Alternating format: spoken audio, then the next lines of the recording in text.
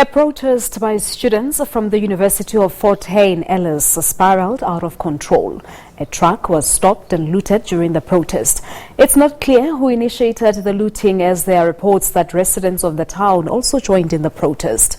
The students are protesting against financial exclusion. Fort Hare SRC President Sipho Nqabeni says 3,000 students at the university cannot register. Busisiwe Jemsana-Mantashe caught up with him. The situation remains tense at the University of Fort Hare. It's actually very volatile. It's been hours now. Students, together with members of the community, have been looting the truck that is behind us. From the information that we have gathered is that the truck was on its way to deliver material to the local KFC. I'm talking about chicken, large numbers of chicken, their sauces, chips, and everything of that nature that KFC uses to render its business. It has been stuck there. We are told that the driver fled unharmed. And before this, police tried to come and intervene in the protest that was taking place, where students were burning tires outside the University of Fort Hare, and they were overpowered by the students and they were chased away back to town.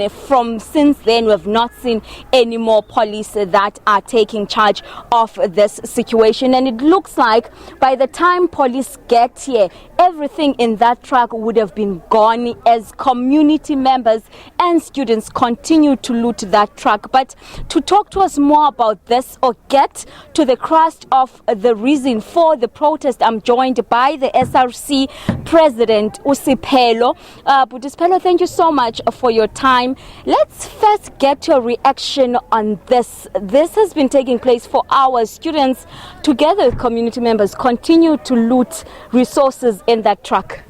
Thank you very much. We have stated very clear when we started the protest that we are condemning acts of violence. We are surprised by acts of students. The situation get out of control, but we're going to make sure that in the meeting today late, we're going to condemn and try to tell students that it must never happen again, because this is going to defocus people who were in support of our struggle from the outside to say that we're hooligans and looters. The frustration we understand, but at least it must not result to this. We're condemning the behavior. We'll make sure that it does not continue. How do you then do that, considering that there's also community members that are part of the protests, that are part of the looting? What we understand is that this is about students. Community members, they are joining us because they understand our pain. They must understand again, they must respect our rules. We'll make sure that we're condemning and try to deploy people who will make sure that looters are easily identified, because we can't be in support of criminal activities when we have genuine issues that we are faced with inside the university. And in terms of the police that were chased away by students? As I said, the situation got out of control, because we had agreements with students that they must not go outside.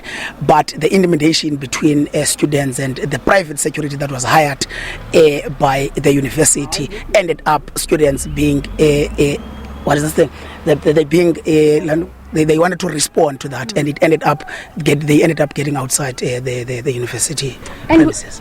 We took a drive through campus, around campus, and we saw construction workers that are working there at those construction sites where residents are being built, and they're being chased away, told to go away out of campus.